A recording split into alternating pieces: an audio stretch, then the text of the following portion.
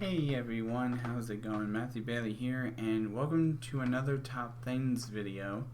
And as you can sort of tell by the picture behind me, there's a bunch of money, and this is a big one because now that it's been 20 years into the 21st century, I've decided that this is my best time to make my very first top 10 high billion-dollar movies of all time, meaning all the movies you see on my list are going to be movies that have made over $1 billion at the box office ever since they've come out, and which ones I think are good and which ones I liked more than the other. But before I get into this list, I want to give a shout out to some honorable mentions, and those movies are Frozen, The Lion King, the 2019 one, and Jurassic World. Those are my three honorable mentions. I thought those movies were pretty good, I have to admit it. So without further ado, let's get into my picks for the top 10 billion-dollar movies in my opinion.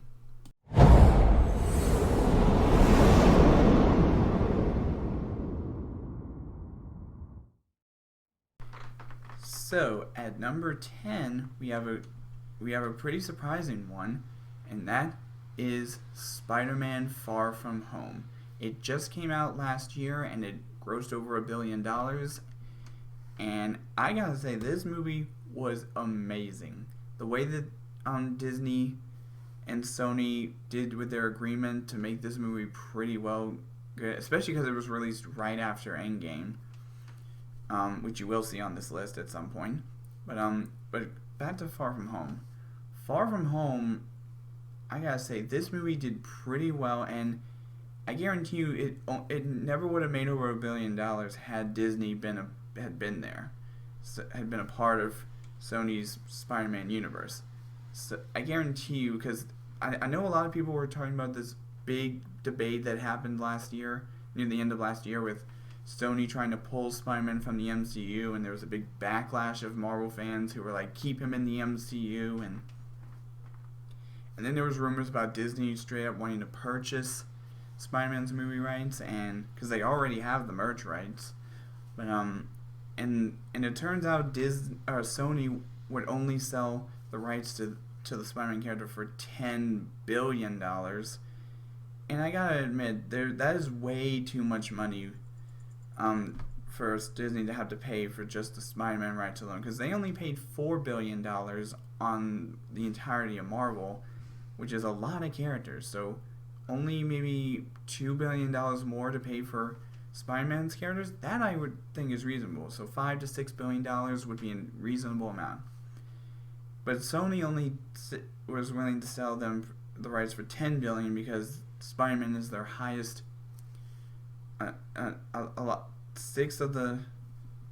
Most of their top movies that they've released are all Spider-Man movies, so that's the only reason why they won't sell for so cheap for some reason. But anyways, I'm going off topic. So Far From Home, I gotta say, was pretty amazing. We got to see Mysterio as a big bad villain, even though it was marketed to us that he could be a hero and teaming up with Spider-Man, which he did, but then it was completely twisted up and near the middle, and it was finally revealed his true colors, and I thought that was pretty insane. But I gotta say, Far From Home definitely did a good job. I can't wait to see how Spider-Man 3 turns out in 2021, so keep an eye out for my review on that, but that's probably not going to be until later on next year. But anyways, for number 10, I have to go with Spider-Man: Far From Home. So at number 9, this as well is based on Marvel, and that is The Avengers. The very first Avengers movie that was in the Marvel Cinematic Universe back in 2012. I have to admit it, this movie did pretty well. There was we finally got to see the Avengers team up against even though it was against Loki, it was sort of leading up to the main big bad villain that we got to see in the Infinity Saga, and that is Thanos. But I gotta say, the people who played the characters in this movie were great. I mean, sure, they did tend to replace one of those actors to play another the same character in the Avengers movie, and that was Mark Ruffalo as the Hulk. Because originally it was Edward Norton, but because he didn't like the way that they were taking the character to be a part of the MCU and stuff, and he wanted it to be darker, he dropped out as the character, and so they brought in Mark Ruffalo, and I heard he's still going to try to play the character in the near future if they ever fully get the rights to the Hulk, which I heard they did, but I'm not 100% sure if that's true. But I cannot wait to see what the future holds for not just the Avengers, but the whole Marvel Cinematic Universe in general. So for number 9, I have the Avengers. So at number 8, this was a close one for me, but I would have to go with Harry Potter and the Deathly Hallows Part 2. Yep. The last movie in the Harry Potter franchise, I thought did amazing. It closed off Harry and his friends' journey and story in the Harry Potter universe. I mean, sure, they came up with an 8th book in the series called The Cursed Child, and it's been adapted into a stage play and on Broadway, and there's been a lot of rumors that they could actually bring that book into a movie just like they did all the other books. I am not sure who's going to direct it, but I still gotta feel like David Yates would be the best fit, because he did the last he did movies 5 to 8, including Deathly Hallows Part 2, and those movies did pretty good. I mean, sure, the Fantastic Beasts movies are like a little bit smaller in scale, but that's because they're prequels. So even though a lot of people were not really liking how they did the Crimes of Grindelwald, actually, I think there was somebody who did a video about how there could be a theory that the only reason why Credence is supposedly a Dumbledore and why his name was Aurelius at the end of the Crimes of Grindelwald, I can see where he's coming from with Credence only being like a new creation off of his dead sister Ariana, because she too was an Obscurious. So I can see where I forgot who it was. I'll have to look it up, but I can see where they might be going with, or whatever. So that by the end of the Fantastic Beasts movies, we finally see Dumbledore go against Grindelwald and see what happens. But yeah, the Harry Potter films I really enjoyed, and this movie definitely ended it off with a high note. So for number 8, I got Harry Potter and the Deathly Hallows Part 2. So for number 7, this one actually is the only one on this list that from the live action remakes to animated classics that I really did enjoy quite a bit, and that was the live action Beauty and the Beast from 2017. This movie, I know a lot of people think that Emma Watson didn't really capture the mood of the character of Belle, and the whole thing with LeFou being a little bit bigger than what he was in the anime movie. But that's the thing, that movie was animated. Sure, he was still smaller than Gaston when you think about it, when he was played by Josh Gad in the 2017 live action remake, but like I said, a lot of animated movies, I mean, there's no actors you can find out there that are as short as the character that could play LeFou. I mean, sure, Josh Gad was a little bit bigger, but he is still pretty small when it came to the guy who played Gaston. So that's what this is about live action remakes. I know a lot of people aren't really glad that they're making these live action remakes, but like, for example, the reason why Lion King was an honorable mention was because it was basically like an exact replica of the animated film, which I get it. But that's the thing. If Disney wants to do it live action remakes, they can do that. I mean, it's still making them a lot of money, so keep on going with that, Disney. Especially because I know for a fact this movie has to be coming out next year, and I'm really excited for this live action remake, but that's the Little Mermaid live action remake. I'm really excited for that. I'm still trying to do something, see if I can be a part of that by some miraculous means, because they haven't started filming yet. I think they were supposed to start filming in around April or May, so we'll see what happens. But in regards to this movie, I love the way Emma Watson portrayed Belle in this movie. And Emma Watson, who also played Hermione Granger in the Harry Potter universe, did a great job. And I'm really excited for the future of Disney movies and where it takes them. But, yeah, so Beauty and the Beast, I got to admit, was my all-time favorite live-action remake of all time. So, number 7, I have Beauty and the Beast. So, at number 6, this movie, like I said recently, was part of the Marvel Universe, and I gotta say, this movie really, it was a great part 1 to end off the specific saga, and that is Avengers Infinity War. We got to see the part 1 of the conclusion to the Infinity Saga of MCU films, where all the Avengers came together to try to defeat Thanos, and who was the main antagonist of the Infinity Saga, and that all the movies were sort of leading up to him, specifically the first 2 Avengers movies, which had cameos by him. But it turns out the guy who played him in the original first Avengers was not Josh Brolin. But it was Josh Brolin in the Age of Ultron movies. So I'm glad that they did that. But yeah, with Avengers Infinity War, we got to see so many iconic Marvel characters come into the mix. Like we had Black Panther, we had Spider-Man, which was amazing. We had Doctor Strange, we had Iron Man, Captain America, Thor. And I gotta say, this movie really was a good way to kick off to finish up the Infinity Saga. And like I said, I cannot wait to see what they do next with the MCU. Okay, so now we're getting into the top 5. And at number 5, as surprising as it may be, I have my number 5 spot has to go to Joker. Yep, I saw Joker back in October with my good friend Matthew Davis Media, and I gotta say, this movie was a truly good origin story to the iconic Batman villain known as the Joker.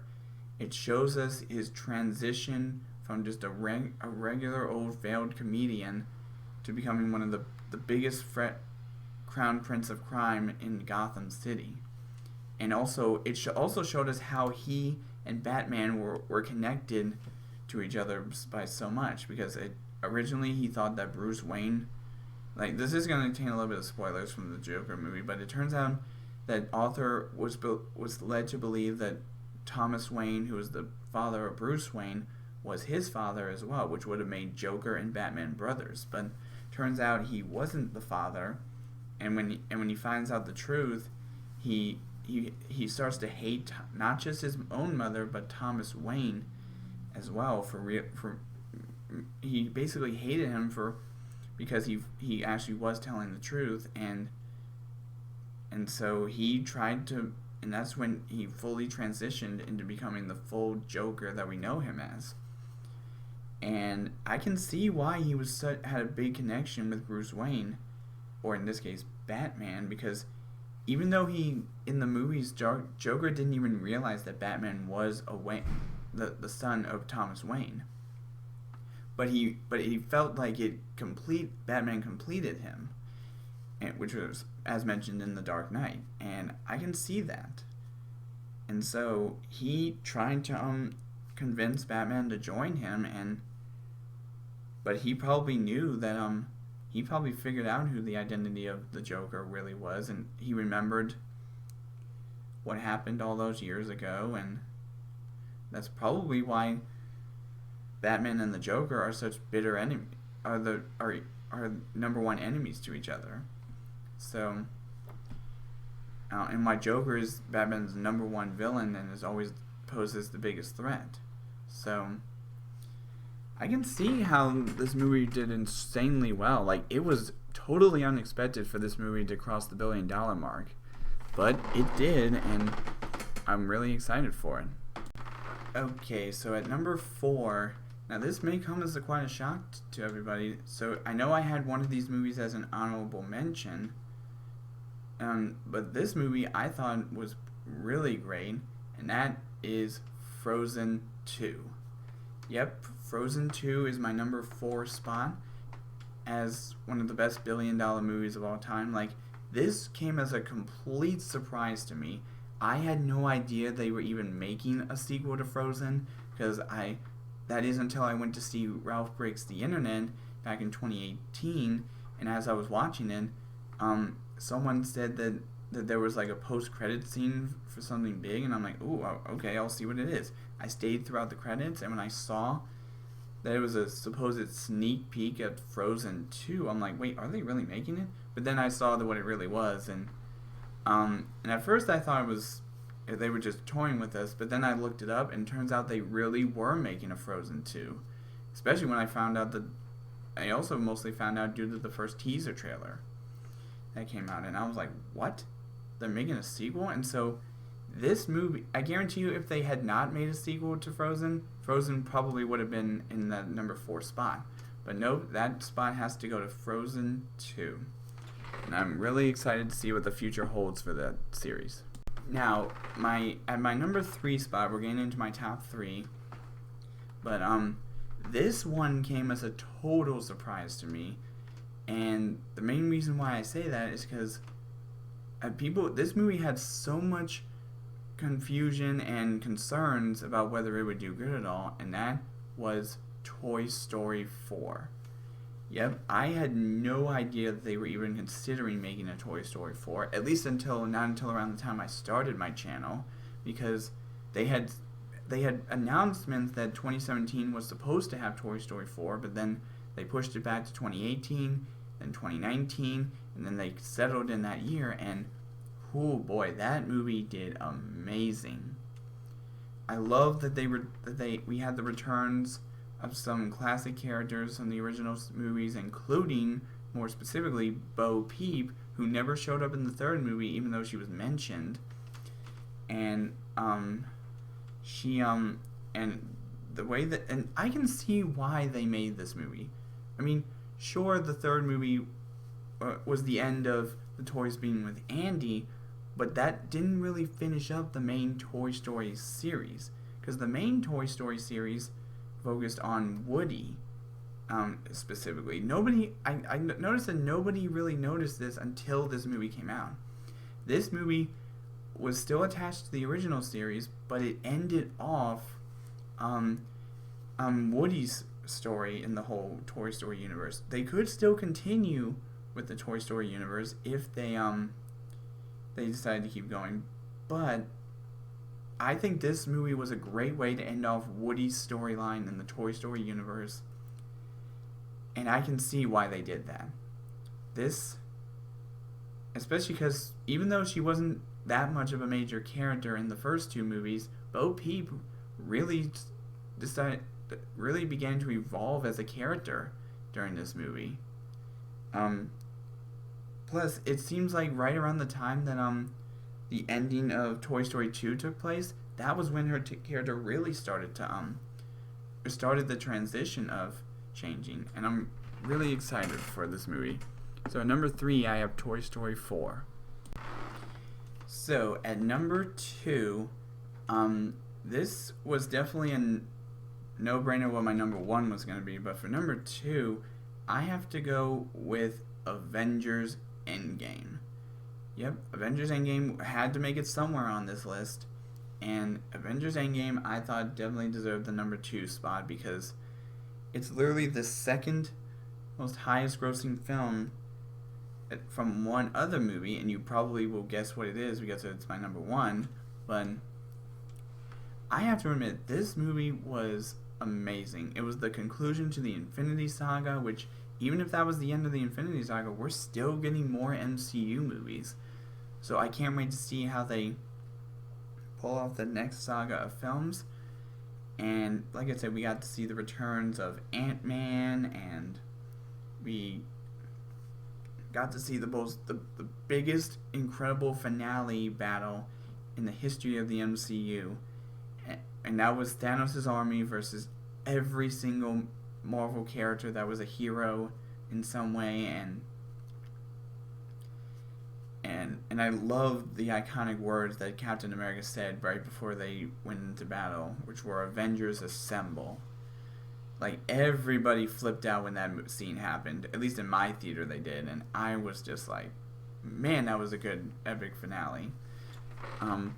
So I can't wait to see what the future holds for the MCU, but for now, let's move on to my number one. Now, this was obviously a no-brainer what my number one was probably going to be, because it actually held the number one spot in the box office for a long time, and that is Avatar. Not the one from 2010 that was considered just called The Last Airbender, no. The Avatar from 2009 with the Na'vi people. Yep, this movie was amazing. I even have the extended version on DVD in my apartment, and I saw this extended version, and I thought it would have made much more sense if they released this as the theoretical version, but I can see why they decided to wait, because I mean they saw how crazy 3-hour movies are, because this movie would have been over 3 hours long had they kept the extended version. But I still think these scenes that they had in the extended version actually made the dialogue of the movie a lot better. But I still think the theoretical version was pretty good too. I mean, this movie was incredible, the way they told this story, and I actually made a video when I was living in my old house that I could probably, I don't know I might leave the link in the description below. I'm not sure, but if you can find it in my list of videos, it'll be right before I moved into the apartment, so around a year ago. You'll probably find a video or you can probably look in my theories playlist, because that's where it'll probably be. But yeah, I made a video in my theories talking about how could this movie be possibly predicting the future, because according to what I heard about the movie takes place in 2154. And it turns out in real life, in 2069, I'll probably be like 70 years old by then.